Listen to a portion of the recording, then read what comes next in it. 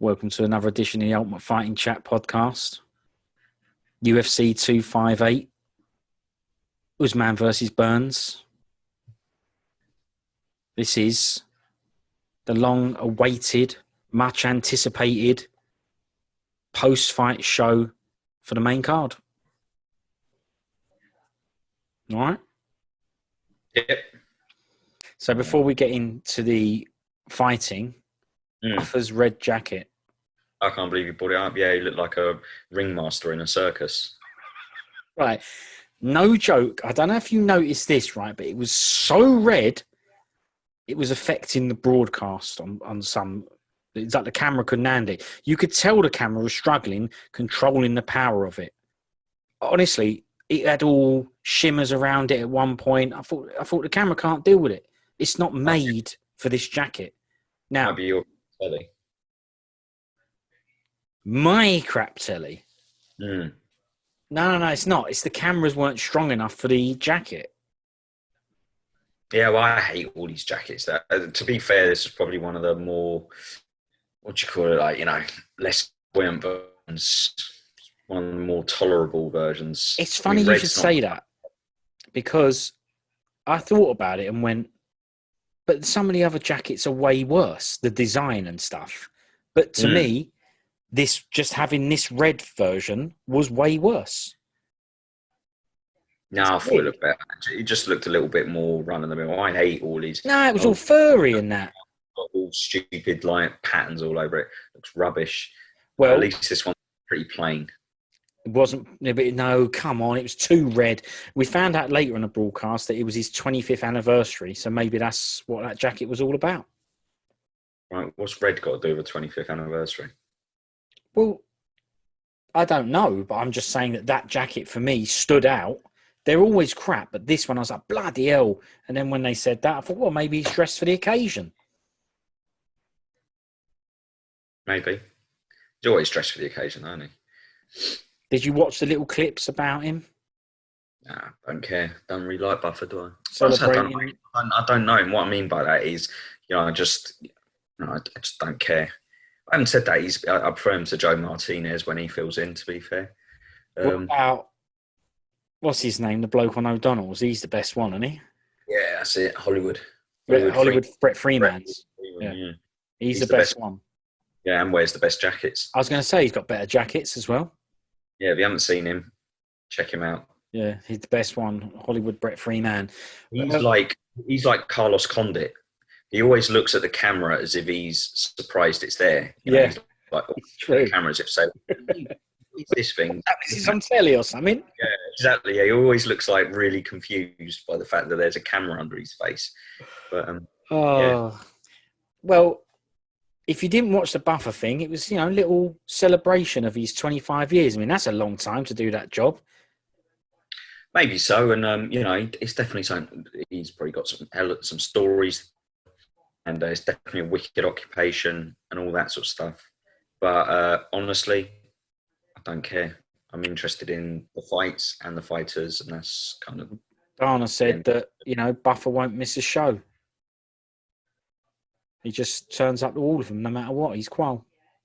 Yeah, well, why have I seen Joe Martinez before then? I think he actually did specify pay-per-view. Oh, right, so he's only interested in the big shows. I think so. Yeah, he just wants to be on the big pay-per-view card so he can do his free and the most viewers. Wear a garish jacket, yeah. Flip off. Yeah. Yeah, well, maybe you're right about him. One other thing I wanted to bring up about this, I don't know if this is the first time, but were they using different cameras and stuff like that? Because it seemed like they'd autofocus or focus on the fighters or the foreground, but all the backgrounds and stuff like that had a minor sort of blur to them. Something was going on. I really liked it. I know you're going to go, hated it. Why not just have it all in focus? I liked it. Okay, right. Everyone looked plastic. When it came on, they looked plastic. It was crap. I knew you'd say this. I knew you'd go, I hate it. It looked like they were all on a green screen or, superimposed. I liked it because it made the fights pop. So there was a bit just before the main event when they were reading out Burns, introducing Burns or whatever. And look, I don't know if it's just because I've got an amazing telly now, but the Brazilian flag definitely not that. All right. Well, it is qual. It's The Brazilian fight, definitely not that. Believe me. I liked this thing. It really made him pop when Burns was getting introduced. Honestly, it looked like he was almost in the living room with me with his flag, and then everything else sort of was just a little bit blurred into the distance, and I liked it. Silly. I actually, when I went on holiday, I found out that. See, I'm a bit rubbish like this. I found out that my phone had that effect, and so I just all of a sudden stopped taking normal pictures. I couldn't take a normal picture. I had to add background blur. Why do we want the background to be blurry? You want the thing you're focusing on to pop. So, like, say for Well, I example, can focus on it. I can make a decision on what I want to focus on. Thanks. I like Puddle of Mud. What, the band? Yeah, don't you remember their famous songs called Blurry, wasn't it? Good song, that.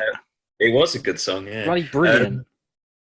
Yeah, I just like it because it wasn't used all the time, it wasn't used during the fights. It's just for the introductions and the walkouts and stuff. It made the fighters, like I say, just pop on my screen a bit more. I was just like, bang, they're really there. I liked it. You didn't. I knew. No, I appreciate the effort. I always said when they did the sell of the company, it's good to see different things. The reason it sold, different ideas. So I do appreciate it. When it came up, I went, oh, they've done a change. It's just that I don't really like that effect. It wasn't just that the background were blurry. The people that weren't blurry didn't look real. I mean, we'd have to look into what it is they done. It kind of made me think, oh, we've switched from 4K to 8K video here or something like that, and it's not quite right. I don't know. I don't know what it was. I appreciate the change. I wouldn't say to get rid of it. I'm not saying that. I'm not saying it was that bad where I go, can we get rid of that, please? It was crap. It wasn't that bad. It just wasn't good. I noticed it, and I appreciate the effort, but I ain't got any reason to think it was good either. But if you liked it, you liked it. You've just agreed you've done. I did like it, and like I say, maybe it's because I've got a really good telly that it just works better on my telly. Your telly, it's probably a little bit grainy, a little bit, it just can't keep up with technology. But that's fine. I liked it. I imagined it was the kind of thing that would divide opinion. Some people are like, well, why would I ever want blur, right? Why would I want things out of focus? Yeah. I just thought it made certain shots, like when they're introducing the fighters and the cameraman was in there with them. It just, I don't know, it made it look a little bit more like, it's going to sound really stupid, but it made it look a little bit more like I was in there as well. It just looked, because things are blurry. When you're really in there for real, is the background blurry? No, of course they don't. I can't, why it just looks better to me. But it just, I don't know, it just made them more in the foreground and made it almost made it 3D for me. Almost made it 3D. Well, how is so it? I like. No. Look, what does it look like for real? For real, is the background blurry? If the background's blurry for real, fine. If it ain't, why is the background blurry? At the end of the day, the blokes aren't 3D. They ain't popped in your face. It should be as close to how it is being there. Now, you've just said it made you feel a bit more like you were being there. But when you're there, you don't have grainy backgrounds. So stop messing about, trying all this. No, I do want you to try it. If you remember, do you remember they had those different camera angles when it went to the mat and they were doing jiu-jitsu? You remember that? Yeah. That was crap and all. Don't have that anymore, because the reason it was crap isn't the angle that was bad. It was the fact that the quality changed. And that's the problem I've kind of got with this, is you're watching a broadcast, you're watching something, it should just be seamless all the way, and all of a sudden the qual changes. And it's just crap. You know what? I said it weren't crap and it was all right, but nah, I'm banning it. The qual changing halfway through, I'm watching this and now the qual's changed. Crap. It's the same as those films or whatever that they've got the ability to use colour and they shoot the film in black and white to try and be all, I don't know. Arty. Good one, yeah. Just because back then they didn't have, say, colour cameras, your eyes still saw with colour, right? It wasn't black and white back then. The technology was black and white. The human eye was still colour. When I looked at a soldier's face, he weren't black and white. He was in colour. So putting it in black and white doesn't make it any older. It makes it even more unbelievable, more non-real, because you're adding in something that didn't exist. There's no such thing as black and white. There's just a camera that films it. Crap. Blur shots, get rid of them.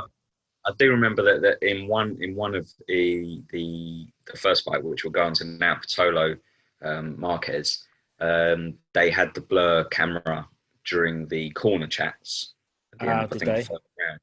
Yeah, on Marquez. And it looks quite cool, because like I say, he's sitting on his stool and he's really in focus. And, you got, is it Kraus, I think, in his corner, who's a little bit blurry and the background's blurry. But when he gets up. Why? Why have I got to have him gritty? He's there chatting. He's in the shot. I can hear him. You've got him mic'd up. He's blurry. Rubbish. I like it because, it really makes Marquez pop, so you can really see Marquez. He looks, I've just seen him for the previous 5 minutes. But what I noticed is when they got out, when they walked out the cage, Kraus and stuff, it really had a problem refocusing on Marquez. So then Marquez became blurry as well. Right. Marquez was blurry for about 5-10 seconds until the round started. Messing about. Yeah. I like it. You don't? I do, and I like people. No, you don't. You just told me that he struggled with it. Yeah, but I still like it. I like it when people try and, mix things up a little bit, try and make things interesting. Rubbish. Etc. Well, like I say, I appreciate the effort, and I thought it looked good. But I'm sure there's plenty of people who agree with you and think it was an unnecessary change and looks crap. No, hang on, no. I'm still not changing that comment. I still have no issue with it being there. Unnecessary change. No, you have to try stuff. I got no issue with him trying stuff with the camera, but I'd like it to be what it is. And to me, for you, it was different, right? For you, it gave the impression that you were there. It made it better for you. But for me, it reminded me I was watching telly. So, because it kept changing qual. So, I didn't like it.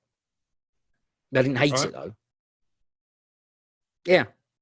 Maybe it'd be like the Annex. Don't like it and end up liking it. Might do. I had no understanding of what it was trying to achieve, which you've now explained to me, or what you believe they were trying to achieve. Now, if I watch it with those eyes, I might think it's better.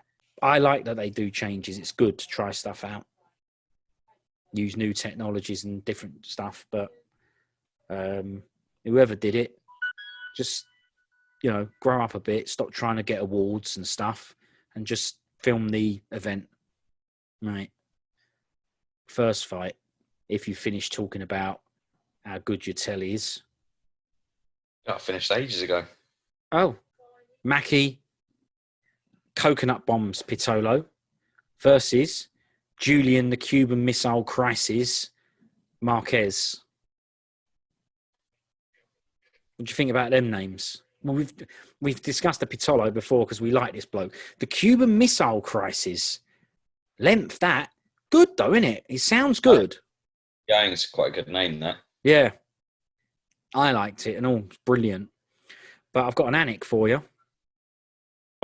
After a groin strike, time. He said, you see the clock has started to spin. Nah, crap. There's a crap one. He also did one at the end of it, which is going to give away the result, but don't matter. What a huge win with 43 ticks to go. Ticks? Yeah. Rubbish.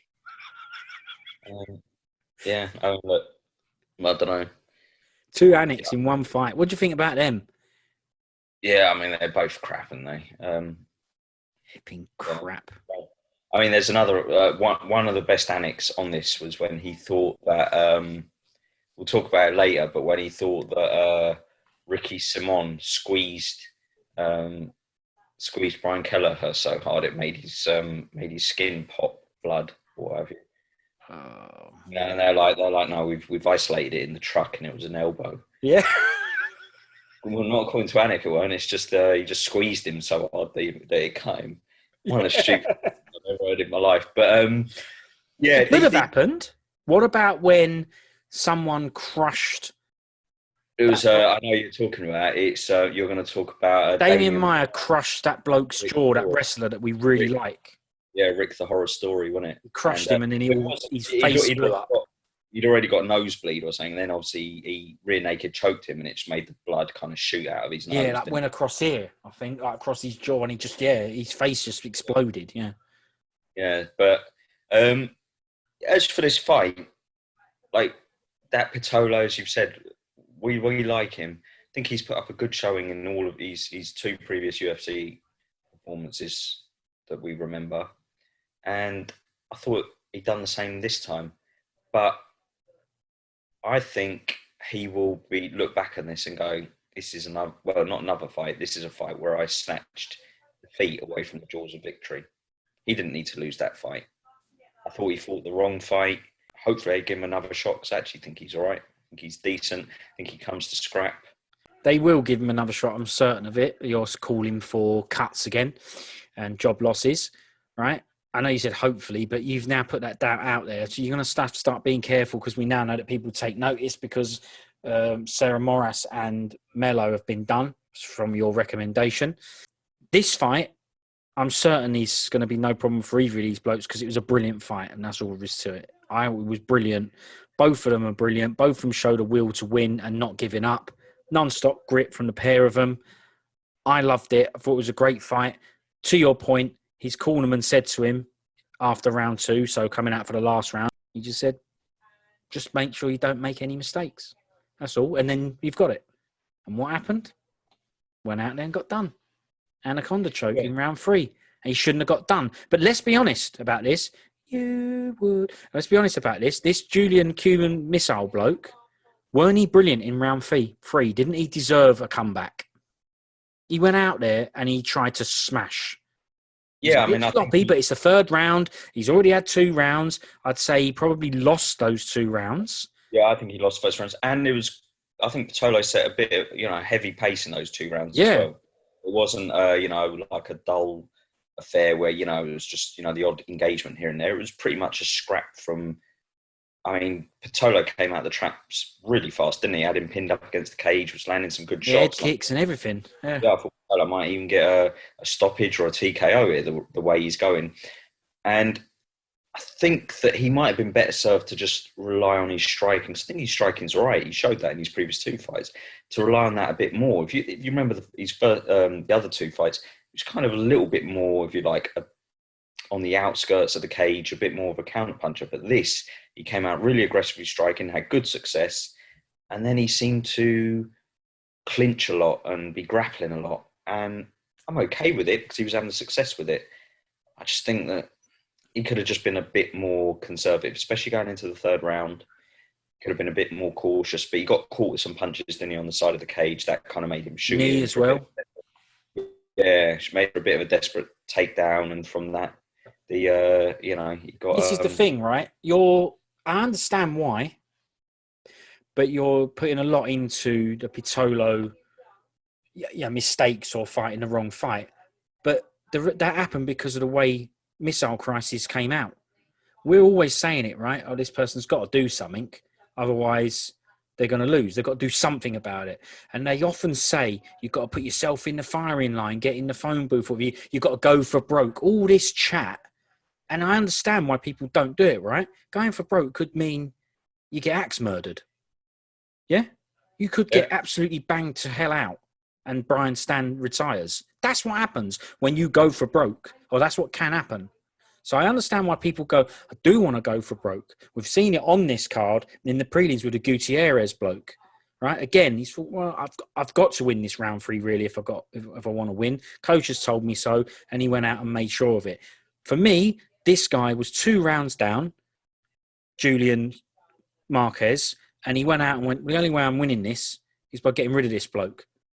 So he to me, he changed that fight by the way he came out. He was brilliant. It made for a brilliant fight.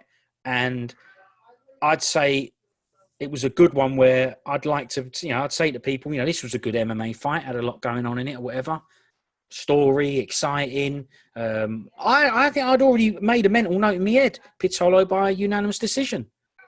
But then what happened? He done him. Brilliant fight. Loved it. Yeah, I mean, I agree that Marquez created those opportunities for victory, and and took advantage of him. I'm not taking anything away from him. I'm just saying that, you know, I think Pitolo just, I mean, what was it? You know, a minute or so to go in the fight. That round 3, he'd already had a hectic 2 rounds, a real, you know, back and forth 2 rounds. He was most likely 2 rounds up. I'm just saying, I think he could have got on his bike a little bit more and been a bit more defensive. Now, who knows, right? Fighting like that might have ended up getting him knocked out as well. And people could then make the argument, why didn't he just carry on doing what was working for the first 2 rounds? You never know how these things are going to pan out. I'm just saying that for me, I think it's a fight that he will look at and go, I really should have won that, you know. If you're him and from his corner, from his side, of course you'll be feeling that. Whereas the missile crisis is like, I did what I needed to do. I thought I was down, came out and turned this round. Yeah, he was brilliant in that. Left no doubts. He sorted it out. It's amazing. Yeah. Showed a lot about him, that did. They're both brilliant. Both of these are brilliant. Not saying the Marquez skills were that good. You know, his striking looked a bit crap, but I don't want to be nasty to him because it was round 3 and he'd already had a tough couple of rounds. You know, I don't know. He just looked a bit rough, looked a bit ropey. Yeah, I mean, I think he's sort of, if you sort of be earmarking his best attributes, you know, for the bit before they get in the cage where it goes, you know, best bits about him. I think, you know, sort of stuff like determination, chin, heart, you know, they're going to be higher up than, you know, 7-time Adwig Derby world champion like Varina or whatever his name was, Rodolfo Vieira. I thought of a nickname for him, the Ventilator. I love it because if you want to use it as positive, you go, no, he's got breath for days. And if you want to do it for what it actually came at, you'd be, no, I know why. I've seen him get done after 2 seconds. Yeah, good one. But yeah, you know, good fight from both those two. And I hope Pitolo, you know, it's always hard, isn't it? I think it's 3 losses for him on the bounce. Is it? Yeah. Oh, okay. I really hope that, you know, that means nothing. He's not a Dan Hardy, you know, UFC saying we don't cut people like Dan Hardy. Obviously, he's not that. He hasn't earned that in his short career. But I really do hope that he gets another crack at the whip, let's say. He's lost 4 of his 5 fights in the UFC. Came through the Contender Series, but he's lost 4 of his 5.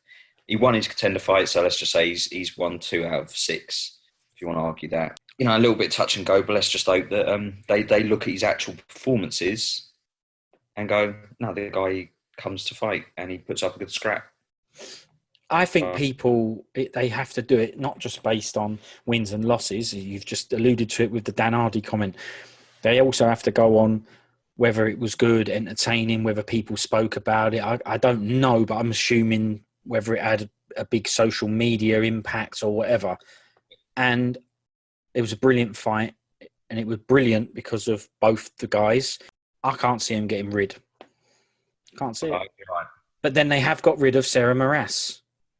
Yep, and she always puts on a fun scrap.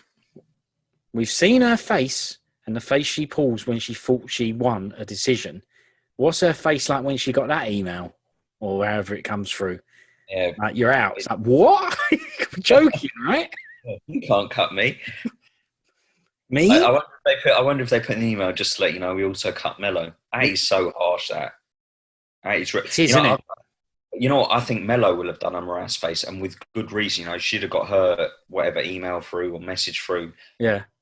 I actually think that's really horrible. Do you? Even though you said that you went on record and said they weren't UFC caliber?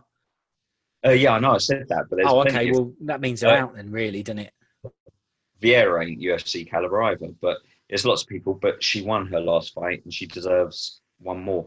But look, at the end of the day, if they gave her a 4-fight deal, she lost her first 3, and then she won her last one, and the one she won wasn't particularly exciting against someone who has also been cut. I understand the logic of it. It's just, it must be horrible, you know. She must have gone from the high of getting her first UFC victory to her out of a job. I don't know, man. I don't like that one. Anyway, don't matter. After the fight, the post-fight interview, terrible. I think I liked the Marquez missile. I thought he was good, chats, and then he did loads of chats about doing some hashtag UFC Get Loud in the stadium. I have no idea what the hell he's talking about. Well, he initially brought up like a stadium in wherever it was. Let's say something like Chicago, right? He brought that up. Yeah, I know that this is the loudest stadium and all that. And I thought he was going to say, so let's take a show to that stadium. That's what I wanna thought. Yeah, I thought he was going to say, I want a headline against whoever and then call someone out. And instead he started saying, but do you think your local stadium's louder? I was like, to be honest with you, mate, I couldn't give a shit. Who cares? Yeah. Hashtag UFC get loud. Yeah. And it's just like, no one's going to go, No one's doing that hashtag. No one. no one's going to be like, I'm in Chicago, but and I'm from Chicago. But you know what? I do think the Irish fans are louder, so I'm going to vote for, I don't know, Croke Park or whatever. No one's going to do that. They're just going to vote for their local place. But they ain't going to do any of it. Yeah, no one's going to vote because honestly, who gives a rat's backside? Who cares? I couldn't believe it, and he kept going on about it, like say hashtag get loud, and I was like, this is ridiculous. I honestly thought he was going to say it's really loud in that stadium. It's always been a dream of mine to fight there. Let's take a shot. That's what I thought he was going to say. And then he just went off on this weird tangent, and I was just like, nah, no one's doing that hashtag. It's ridiculous. Exactly. And then he done chats about Miley Cyrus, calling her, be my Valentine or whatever. Brilliant. And she's like, what horrible. I mean? Yeah, I mean, she's terrible. So I was just like, he needs to do a bit of, looking in the mirror. Some of these chats. Even once he'd done that, UFC, I said UFC get loud. Even Rogan went, forget about all that, and then asked him the next question. Or whatever. Even Rogan did that. He went, forget about all that. So he knew that was crap. I really, maybe we should check Twitter, see what's trending. Number one, UFC get loud. Wouldn't that be a surprise? If it. Well, it definitely ain't going to be that because I don't. It's no way. Look up now. What was it? Hashtag get loud. I'm sure it was hashtag get loud. UFC get loud. All right, I'll look it up. You keep talking. Okay, we'll move on to the next fight then. Ricky Simon. Hang on. What? Miley Cyrus. What? I mean, look, people. Look, as you know, there's women that I've told you before that go, I think she looks amazing. The lady Casanova Wong. Right? That's right. But so there's going to be people that appeal to, some people more than others for whatever reason. Honestly, Miley Cyrus, I can't. Even at its best, it weren't good. Yeah, I've never liked her. I hate all her chats, the style of dancing and stuff like that. Everything about her is terrible. Okay, here we go. I've put UFC get loud, hashtag UFC get loud. I'm a bit non-real at Twitter, so I don't know. Maybe there is more. Maybe we've got the wrong hashtag, but I think that's what he said. No, it's the right one. It's the right one because it had a picture of Marquez above it. Yes. And it says here, I've put in the latest tweets about it, right?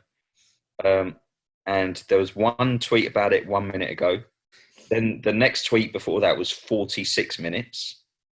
So nobody in the world spoke about it for 45 minutes. And then the one before that was 7 hours ago. So no one talks about it for 6 hours, 14 minutes. And then the one before that was 12 hours. So no one spoke about it for 5 hours. So I don't think it's gone viral. Surprised that. It seems that way, but I think people are missing a trick and they need to get on there. Because honestly, I still don't know who's got the loudest crowd in what. I won't rest until I know. But just because you say that yours is the loudest, it don't mean it is. So it's not going to solve anything anyway. Yeah. Like you said at the beginning, I don't know what you're talking about, and it's true. Yeah, look, it's taken a lot of knocks to the head. Maybe let's put it down to that. You weren't thinking straight. Yeah, there could be some truth in it. All right. Well, he'll most probably watch it back and cringe. Probably, yeah. Next fight on the card, Ricky Simon versus Brian Boom Kelleher. No, it's Ricky Simone. Why ain't you got an E on the end then? Right. He's not British. It's different. Okay, Ricky Simone versus Brian Boom Kelleher. No, so Ricky Simon, no nickname. So let's think of one now. I think he's good, this Simon. So I'm going to try and think of something good for him. I think he's good as well. Yeah. To me, he's like, I told you I really enjoyed the fight he had with, oh my word, I'm not going to be able to get this guy's name. What does he look like? You'll remember him for the Grashes. He fought Demetrius Johnson. Grashes. That's all you need to know. Oh. That's yeah. Okay, hang on. Oh my God. I have got a shot of his face and everything now. So far, I mean, yeah, I actually really rated him, thought he was good and everything, but Don't tell me his name. What we can do, just like sit here in silence for 2 No, hours. no, because I do know this bloke's name. I want to prove my skill. What is his name? I'll give you a clue. His brother, Bjorn, was a hell of a tennis player. Rayborg. Yeah, that's it. Yeah. Yeah, so to me, he's just like Ray Borg. I mean, you saw that in their actual fight. You know, they fight similar. It was a really good fight. It was a close fight. I think he's really, really good. This Ricky Simone, and it isn't Simon because he's got a little accent above the O. But anyway, let's get off that. No, he I ain't. think he has, yeah, above the O. He's got Simon written on his back, hasn't he? Yeah, but saying because they don't do. Yeah, but nah, he's got. Anyway, his name's spelled with one of those little accents above the O. He ain't on his back, I don't think. Well, hang on. I'll see if I can find a picture. Yeah, I'm not sure either, but I don't remember seeing a little above the O. Yeah, he has got a little. Yes. On his back? Yeah, above the O, yeah. I bet he's got little fts all over the place on his back. No, you can see it's a little. All right, okay.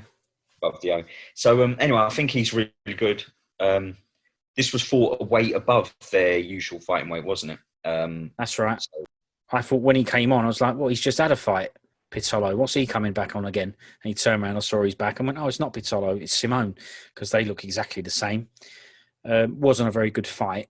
I thought it was a boring fight, but I thought that was Kelleher's fault. I thought that Simone showed good mixed skills.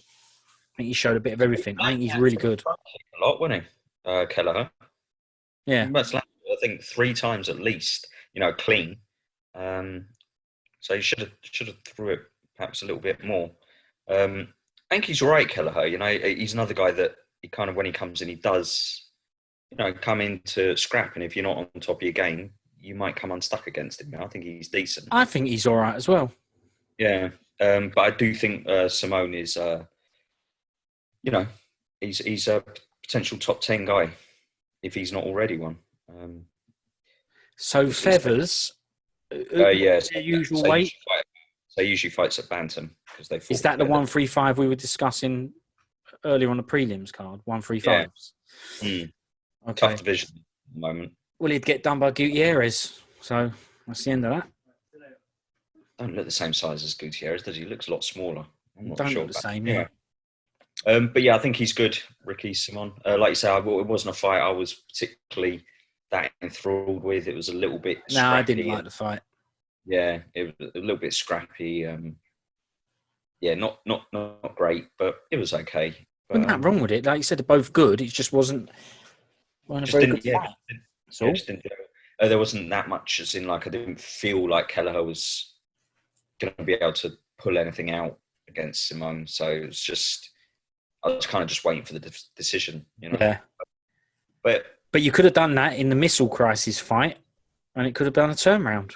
Well, no, because that fight was a lot more chaotic and definitely had more potential for, a bit of a finishing outcome, let's say. Not much to say on this fight. No, I mean, it don't change my opinion of both of them. I think they're both good. I think that Simone won by unanimous decision, and I think he's better than Kelleher, but I think he's actually very good. Yeah, same here. And don't forget, he's got so much strength that he can just squeeze people and pop cuts on their face. That's how powered Simone is. That's good, isn't it? So, yeah, it's a good skill to have. It is. Yeah. Like Askren bursting melons. He reckons he can do that, doesn't he? I think that's him, isn't it? I've seen him do it, yeah. He just puts them under his arms, doesn't he? He can't do it. I've seen it. Well, what sort of melon? Like a watermelon?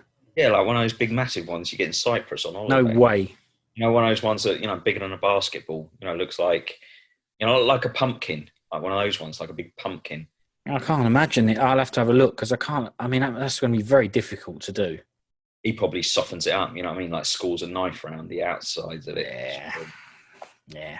Agreed. Okay, well, that's that illusion. Yeah, he thinks he can pop watermelons under his arms. Yeah, he's going to get knocked out by YouTube. No chance. No chance. Popping no watermelons, flip off. I like Askren. Done by YouTube bloke, is he? Yeah, I think so. I think he is. Yeah. All right. All right. Well, we'll see about that. What, in a boxing match? Yeah. Askren can't box.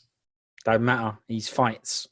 He is fights. He's definitely gritty. He's definitely, an athlete. If you want, even though his bod looks like he isn't one.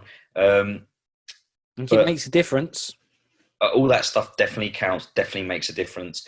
And don't forget in those fights that he did have, he showed, like against Lawler and everything. I mean, he was getting his head bounced about, and he weren't deterred. He wasn't put off. He was still just reaching in like a zombie to try and get a takedown. He's got, if you like, fighting spirit and all that sort of stuff. It's just he can't punch. That's the real big disadvantage going into a boxing match.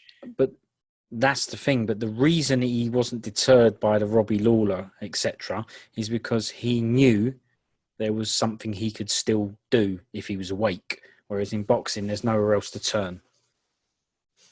You can't really clinch for that long. You can't do takedowns. You can't crush melons. So he's still going to do him, though.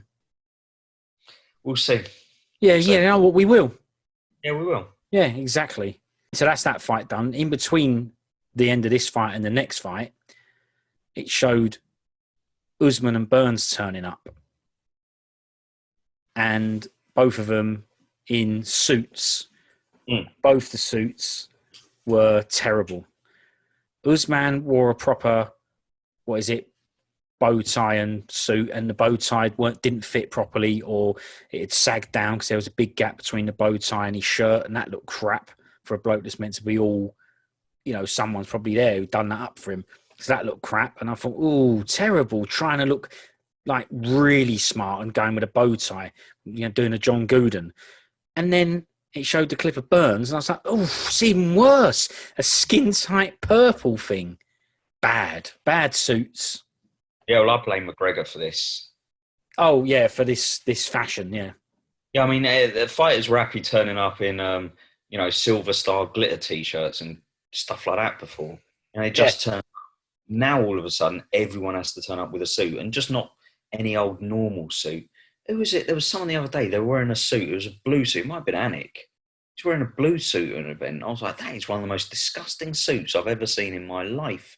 These are suits that, if they were on a peg in the 70s, you'd have been like, oof, not sure about this. Because to me, when I worked in an office, everyone just wore grey trousers and a white or blue shirt, or black trousers and a white or blue shirt, or this and that. What is this all of a sudden? I've got to have, I don't know, whatever patterns. I've got to have, I can't just wear a nice suit jacket or whatever. I've got, it's got to have tartan all over it or something.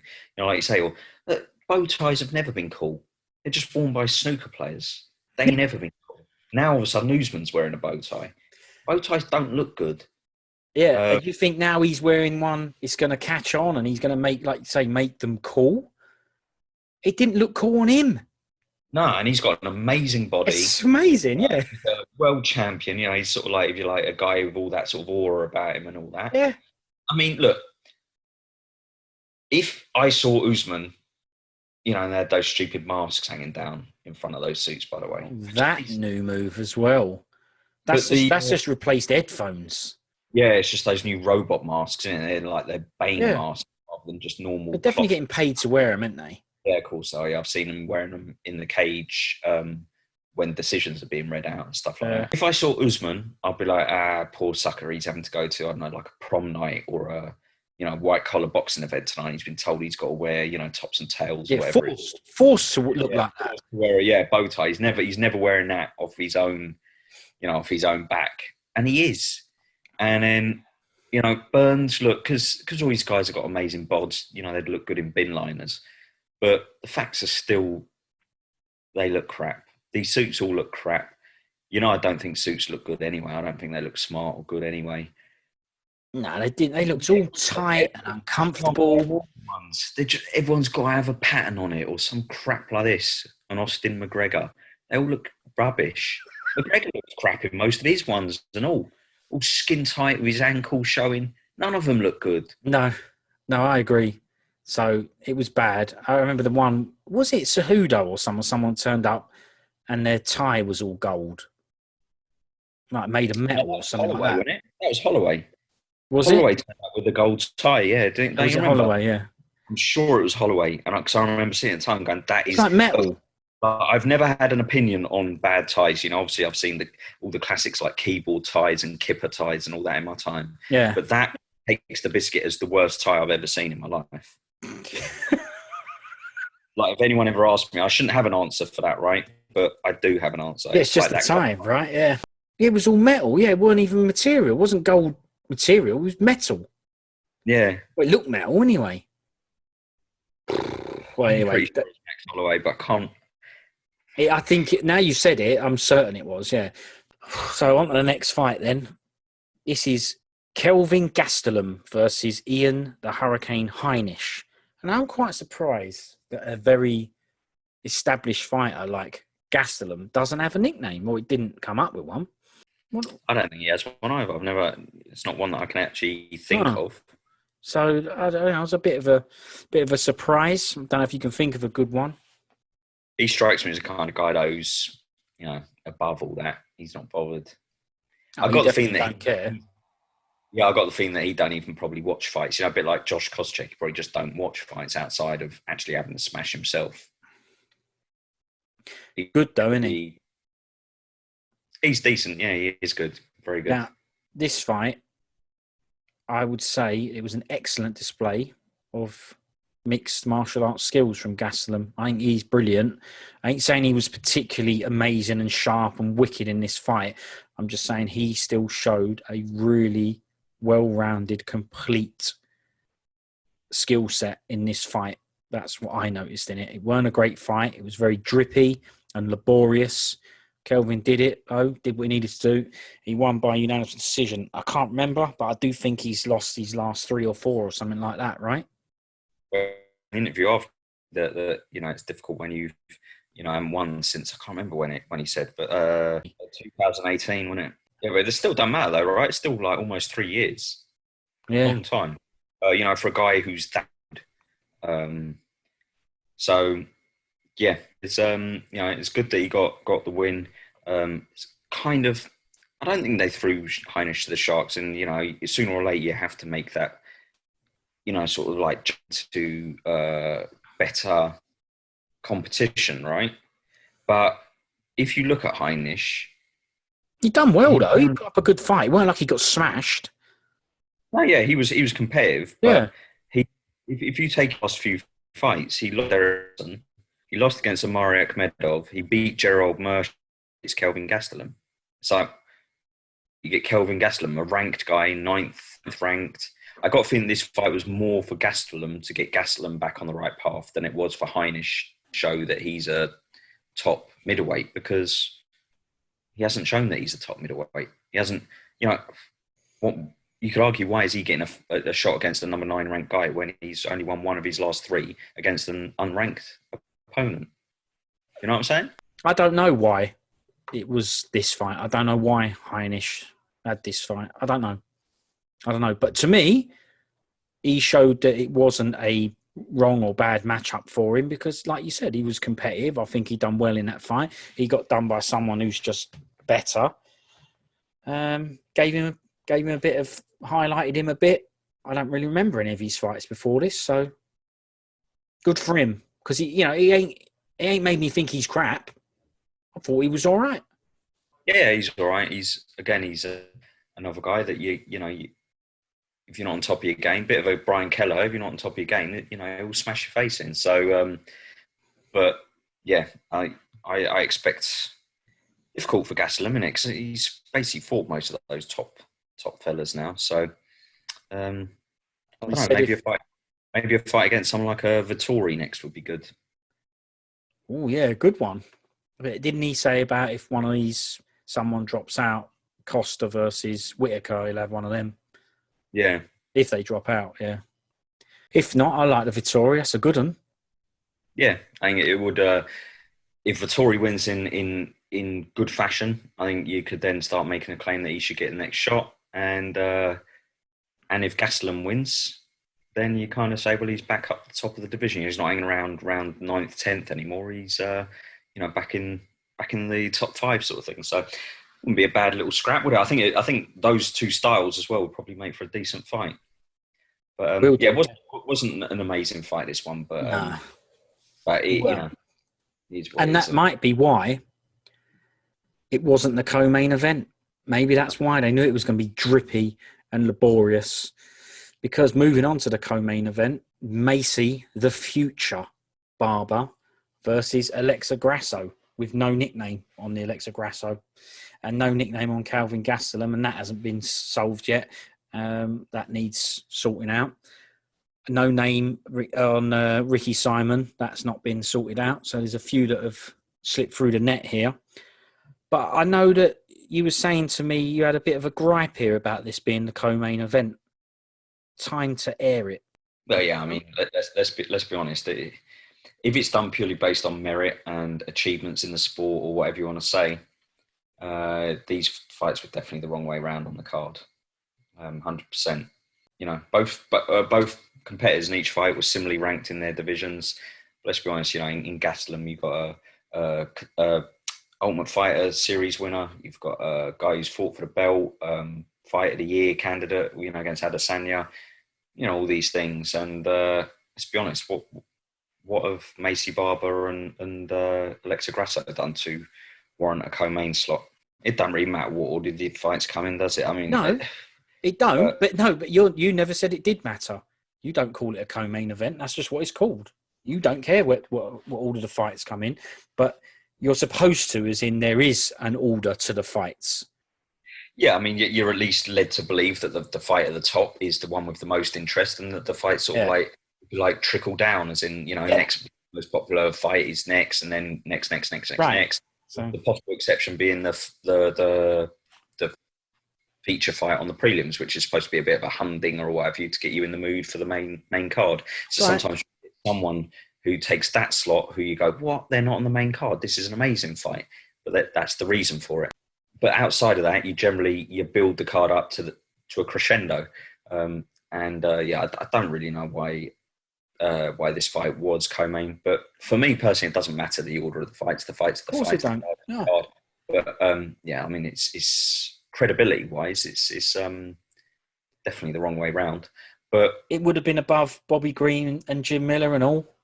Yeah, I mean, bonkers. That's a great fight.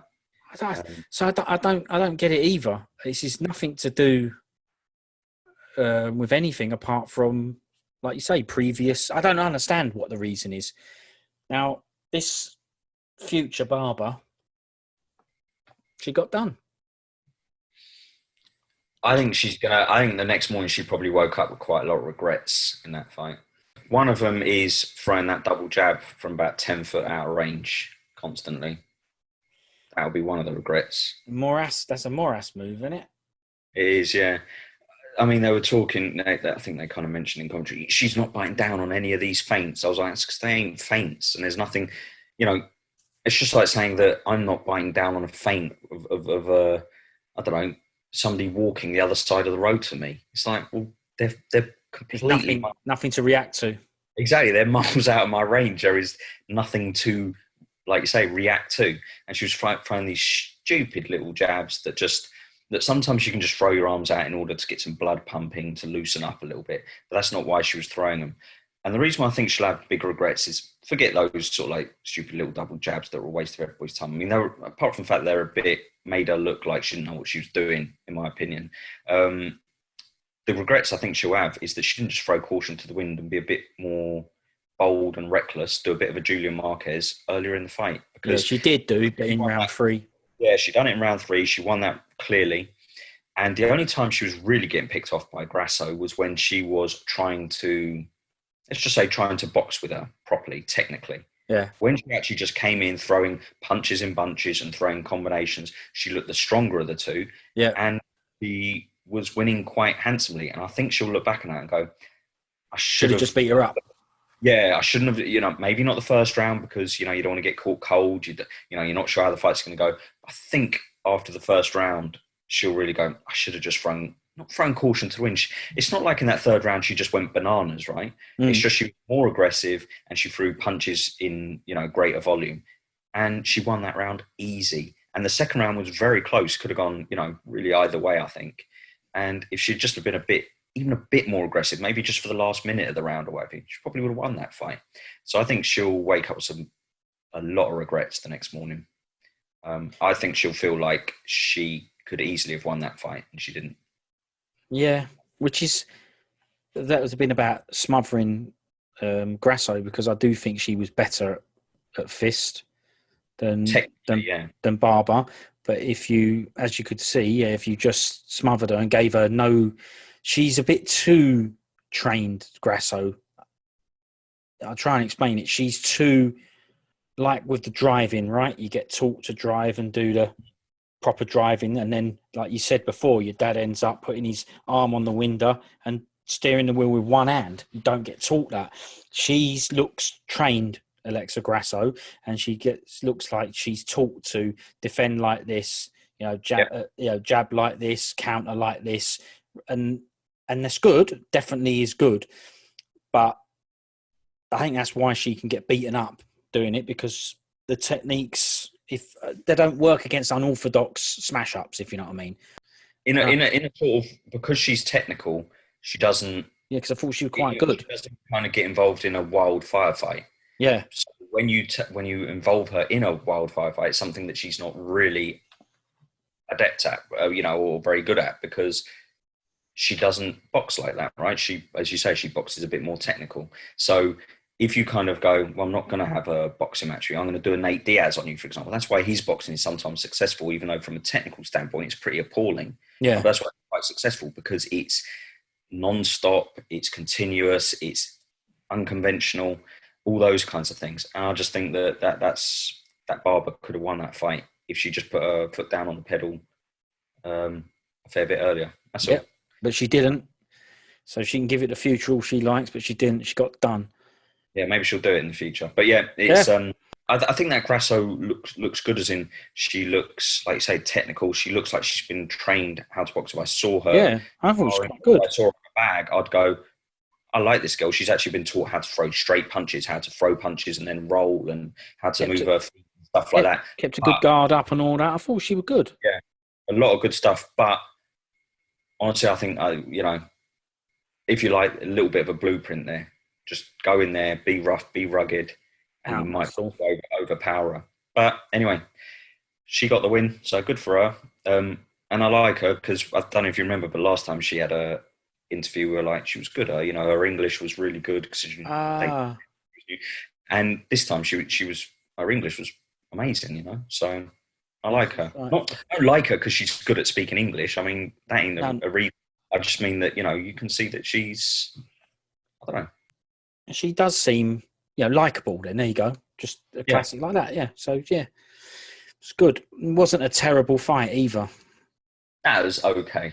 It wasn't very good either. Yeah, it just wasn't. It wasn't terrible. Yeah. If someone asked me to rate this main card at this point, at this stage, forget the main event, I mean, it wouldn't be getting a very good score. I think overall with the prelims, I thought it was a good one because it had those two excellent comebacky fights, if you like. Yeah, the Gutierrez win was decent. The Hernandez Rodolfo Vieira fight was brilliant. Viana's fight was okay. The quick arm bar. Yeah. Muhammad's fight was a decent scrap. Marquez Patel, good scrap. But then it really lost a lot of momentum with Simone, Kelleher, Gastelum, Heinisch, Grasso, Barber. They were all none of them were bad fights. It's just none of them were good fights either. So it lost a lot of impetus there. But let's get on to the main event, shall we? Yeah. Unless you've got something else to say. Yeah, Kamaru Usman versus Gilbert Burns. What's their nicknames? I think Dorino, Gilbert Burns has got a Dorino, innit?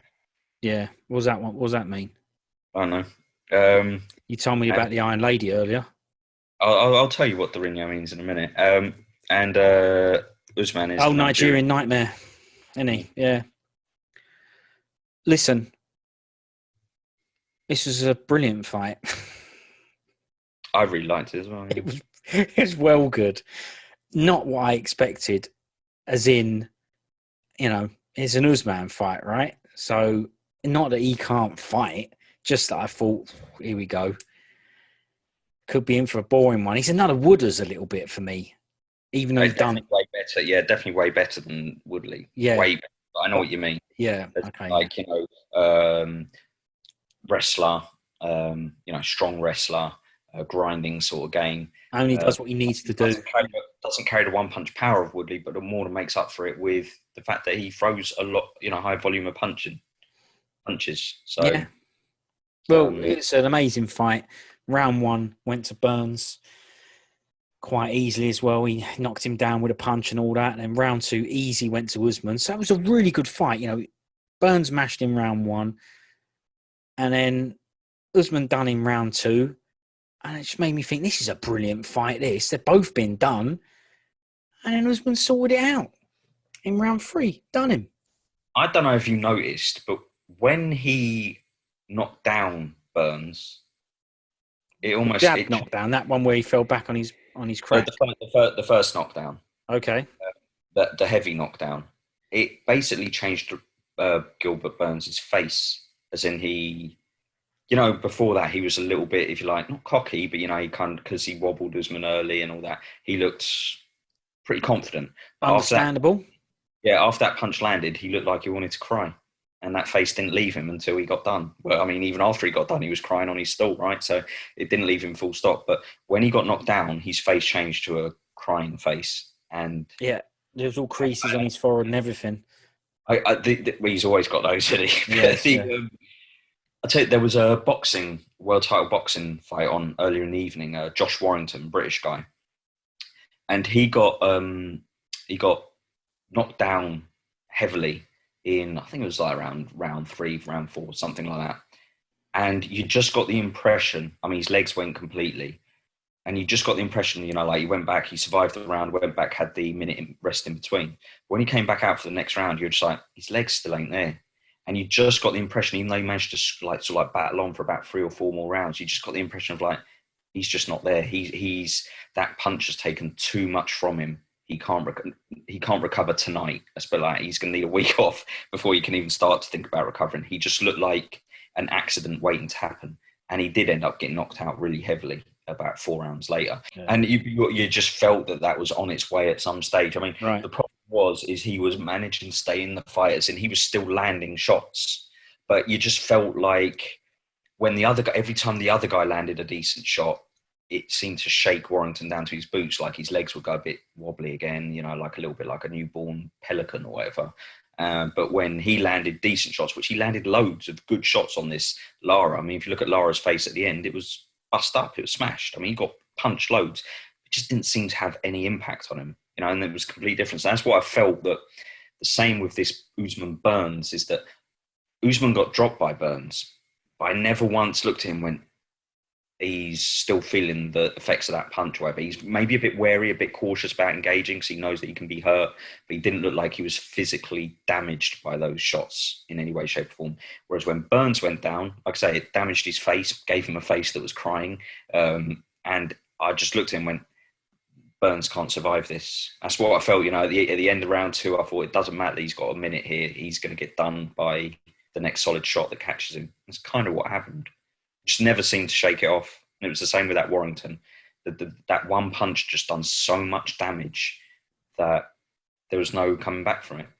Yeah. So it was a really exciting fight. 'Cause to be honest with you, I don't think Burns should have had a title shot. I don't know why he had a title shot. I'm going to do an Ian Heinisch on him. He went on a Powers 8-fight streak or something like that. Yeah, but who was it the other day? There was some UFC guy who said, I don't understand it. Why has this guy got this shot? Or why has this guy had this fight? I can't remember who it was and who they were saying it about. It was Justin Gaethje was saying it about Charles Oliveira. I don't understand why everyone's talking about him for a title shot. And I agree with him, by the way. Apart from Tony Ferguson, before that, he's not really been whacking off elite level guys. And I felt the same with Burns. I was like, yeah, Burns done wicked, right? He done Woodley. But Woodley now looks like a guy who, I could probably beat Woodley up at the moment. You know what I mean? He just don't look like anything. So I'm not taking away that Woodley win, but I'm taking it with a pinch of salt, right? And if I look at who he beat before Woodley, Damian Maia. Well, has Damian Maia won a fight in the last 3 or 4 years. I don't think so. Then before that, he beat Gunnar Nelson. I do rate Gunnar Nelson a lot. Yeah, but he's been getting done and all. Yeah, he's beatable, and he's not been, say, a top 10 or top 15 guy for a long time. And then before we're talking about, Mike Davis, Kunchenko, Olivier Urban, Mercier. We're not talking about world here, right? So if you look at, say, Aubin, Mercier, Mike Davis, Kunchenko, right? They're three guys who are middle of the pack guys, let's say, without being disrespectful, because I think they're all decent, yeah? Gunnar Nelson, he's definitely a step up from the previous three, and he's definitely good. He's been top 15 ranked and all that sort of stuff. But he hasn't won in a fair old amount of time. Damian Maia on the, what's the John Anik? He's on the last bend or whatever. It's a stretch. Yeah. Yeah. He's on the last stretch of his career, right? I don't even know when the last his retirement's around the bend. That's it, yeah. I mean, I don't know what he's, he ain't been winning fights regular or looking impressive, let's put it like that. And then Tyron Woodley, like I say, as far as I'm concerned, he retired about 4 years ago because he hasn't had a fight in 4 years. He's been in the cage. He hasn't had any fights, no. He's not done any fighting. Yeah, he's not done any fights since September the 8th, 2018 when he beat Till. That was the last time he had a fight. So based on that, do you get what I'm saying? Yeah. But who else? Who instead then? Sorry. Well, that's an interesting question for sure. Could say Masvidal because he had 6 days. I'm not saying Masvidal because he got done by him. Sorry. Yeah, I mean the short notice version, but yeah, I get it. He's beaten Covington as well, right? So that's two of your blokes right there. Yeah. Leon Edwards sat on the sidelines for too long, so you have to take that out. Wonderboy Thompson again. I mean, he won. Yeah, he won recently, but let's be honest, that was his first fight in a very, very long time, right? Yeah. So he hasn't been... Burns has been. Not only has he been about and active, like you said, he's also the fights he has won. He's won them good. He's been good in them. So yeah, and then after that, you start to get to Chiesa, pretty new to the division, hasn't earned it yet. Tyron Woodley, well, we've agreed he's retired but not retired. Damian Maia, we've agreed it. He's on the last bend. Neil Magny, we've agreed it. He's not ready. Vicente Luque, he's amazing, but he definitely ain't earned it yet. Jeff Neal, Li Jinglang. Look, at the end of the day, it had to be Gilbert Burns. So I'm kind of defeating my own argument here. But what I'm saying is, I didn't look at Burns and go, wow, this guy's a real... I'll do an Usman. He's a real problem. I didn't look at Burns out. I was like, I don't know. I just feel like the division's in a bit of a state of flux, and he's been the right man in the right time and performing impressively at the right time. Yeah. He's kind of skipped the line a little bit, if you know what I mean. He done all right, though, didn't he? I thought he'd done better. He done better than I thought he was going to do. I honestly thought he was going to get beat easy with little to no resistance. And honestly, after about 3-4 minutes in, I was like, Burns is going to win this. I know. That's what I thought. Then Usman started, made the changes, just started using his jab a bit more, and that kind of won him the fight because it just meant those looping overhands and stuff like that stop working. They're falling short, or before they're landing, he was getting a jab in the face. So good change by Usman. Credit where it's due. It's actually made me think that Usman's good. I didn't really rate him that much. I knew he was a good champ, as in he's just going to be a very difficult bloke to figure out, to beat. Yeah. You've got to try and get a bloke off you. He's got half decent. He's a bit stiff as out, but he's got half decent striking. It's all right. He's definitely powers, if you like. It makes a difference if you get hit by and you're going to go oof. Which means you're probably going to end up on with your back against the cage, and then you've seen what he does there for 5 rounds, right? So he is right when he said that thing about a problem. He was right, because he definitely is, and he always has been. But in this fight, it kind of made me go, I've never thought he was that good, though. But now I went, he was good. I don't think Burns is crap. I do think Burns is good. And I was like, Usman sorted this out good and all. I mean, he was good in this fight. He didn't do a change, right? He got cracked and with a right hand and smashed on the floor. And in round 2, he didn't do the usual. He didn't go and grind up against the cage, right? He beat him up with strikes. I think he was good. He actually got wobbled more than that once as well. I know there was only once where he kind of touched down. It was more a clubbing shot than an actual real legit. Yeah, he kind of got shoved a bit with the fist, yeah. Yeah, over the back of the head and this and then That's right. a little bit. It's a bit more of a clubbing shot rather than an actual real knockdown. But he still got pinged with a few shots after that where you could see it made his head do a little bit of a, blimey, what was that? He was definitely getting touched up in that first round. Was. But I do think the main things I look at when I see a fighter, as to how big a problem they are, to borrow Usman's phrase, is one, cardio. Can they keep going for the whole fight? Because any guy who I feel like the most important thing, I think. It arguably is, yeah, because if you don't have that, you always have that belief in you. I've just got to get past these first 2 rounds. Even if those 2 rounds are torrid, you kind of go, if I can get through these, I can do this, guy or girl. That's kind of even. I think Nunes has fixed that problem, but that's how I used to feel a bit with Amanda Nunes, where she was beating up these girls, and I was like, you know what? If you survive this onslaught, she's going to be knackered for the rest of this fight. You might be able to do her. But I've never had that with Usman. I've always thought, the guy is a bit like a Benson Henderson, can just go for days. I've never seen him heavy breathing or anything. No, nothing. So that's a problem. As in, forget it. You're not gonna output him. Yeah. So that's a problem. Wrestling. I don't think I've ever seen him on his back. No, I don't think I've ever seen him on his back either. Not from no. And whenever he's engaging with someone in the clinch, he's generally the guy with pushing them up with their back against the cage. Yeah. So I'm not saying he's unbeatable in the clinch or unbeatable grappling wise, but I look at that and I go, that's going to be difficult to overcome. You're not going to have it all your own way. Let's put it like that. And now you have to start looking at the striking. You go, his striking ain't great. I don't look at it, from a technical point of view and go, well, he's brilliant. He's really good. In fact, quite the opposite. I find his footwork's not great. This, that, and the other. But if he can just develop, which he looks like he has, a decent jab with nice timing, he starts to look a little bit like a Monday GSP, right? Good jab, decent striking. Obviously lesser qual striking because GSP is striking from a kid or whatever, from a teenager or whatever. Yeah. Of course, his striking is more refined. He's got that striking ability that can keep himself out of trouble and also compete with high-level strikers, but also outstrike lower-level strikers. Yeah. He's basically, if you think, well, no worries, I'll take him down because he's getting the better of me in striking, it's like, yeah, good luck. The guy don't go down. He's like a sack of cement, rock hard cement. You ain't getting him to the floor. So now that's a problem. It's like, okay, well, I'll bide my time and, I'll try and outgrind him. Yeah, good luck with that because he's never out of breath. So never. So he's going to be, I look at that welterweight division, right? And I go through the whole, I'll read it out to you now. As far as I'm concerned, there's no one that's going to give this guy, GSP needs to come back if there's going to be something competitive. Because let's just agree Covington is still a problem for him because that fight was pounds. Definitely. Yeah, that fight is grief, okay?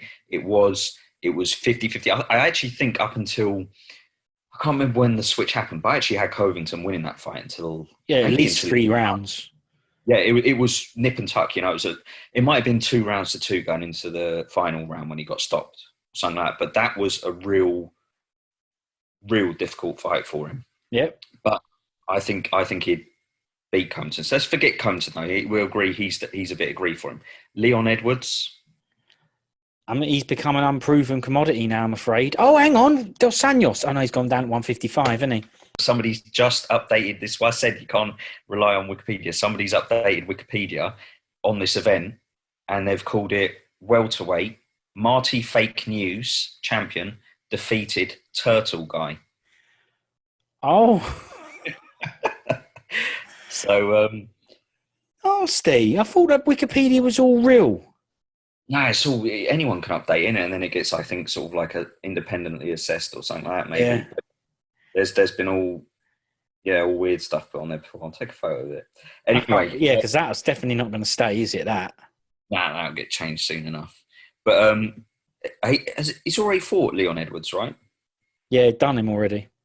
Exactly. And I don't doubt that Leon Edwards has got way better than he was back then. But you know what? Has he? Has he? Maybe when he was still fighting, yeah. Well, being out, as McGregor said, definitely does make a difference. Missile Crisis said it don't. That's right. He said I had a little bit of ring rust, but I don't believe in it. So yeah, it's a good one. Yeah, we've agreed he can't. He's got cracked chats though. Yeah, don't worry about his chats. Yeah, not reliable. I'll go through the list for you. Ready? Burns, well, we know that. Covington, we can argue we know that, but Yeah, but it's even in too recent. It's too recent. It's like the other even, day. yeah, even in a rematch though, who would you pick? Usman, right? I'd still pick Usman to win if they had a rematch. I might think do that's now because I actually think he is better. I think he's better, and I also think that was one of those kind of fights that takes a bit out of you, and I think it probably took more out of Covington than it did Usman. I think if you'd asked me straight away, I'd have gone a rematch and think Covington might win. But now, I don't know.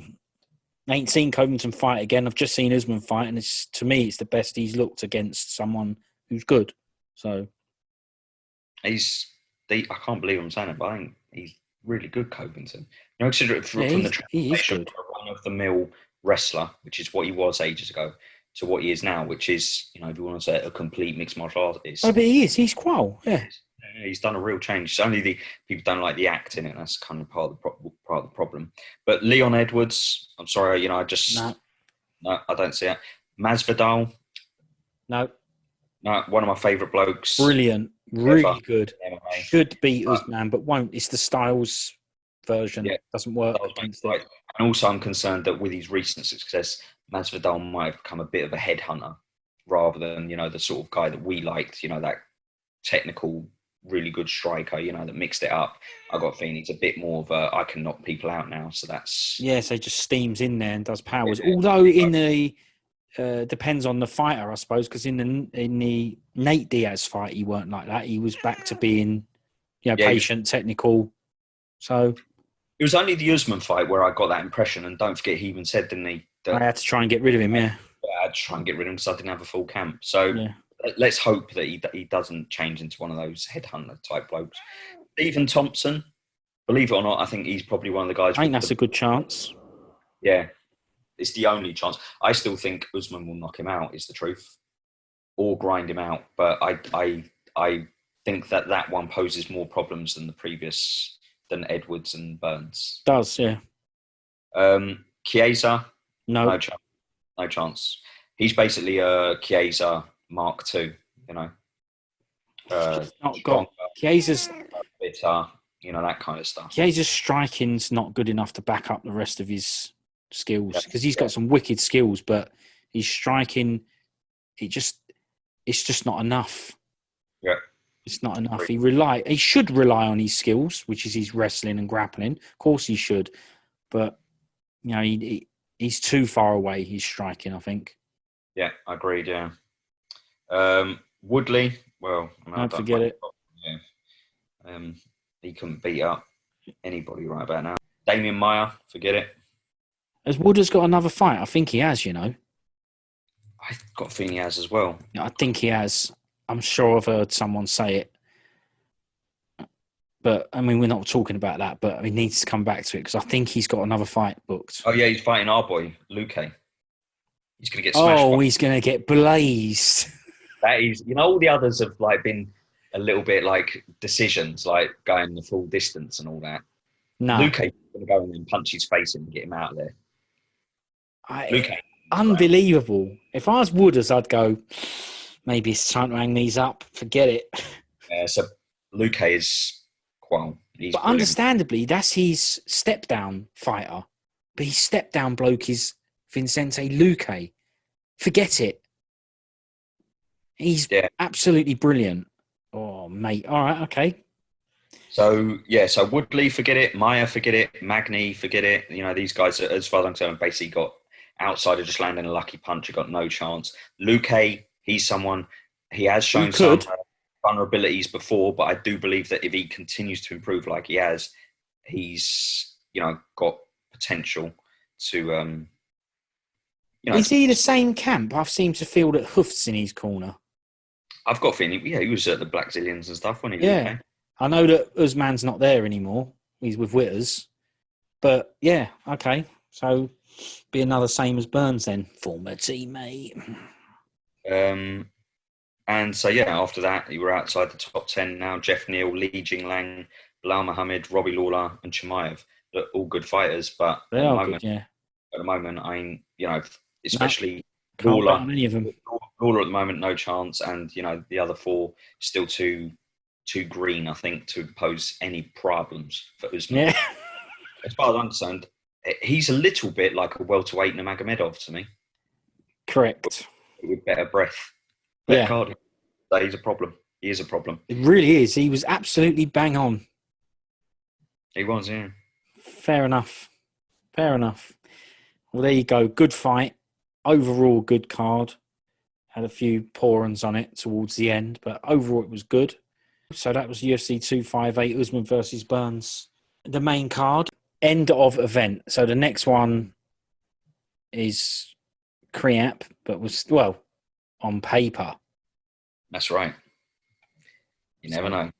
Still getting watched, still getting chatted about.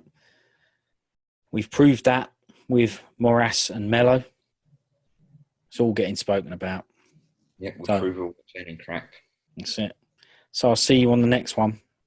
Yeah, laters. You Take it enjoy easy. yourself and have fun. Now you have fun. See you later. All right, see you later.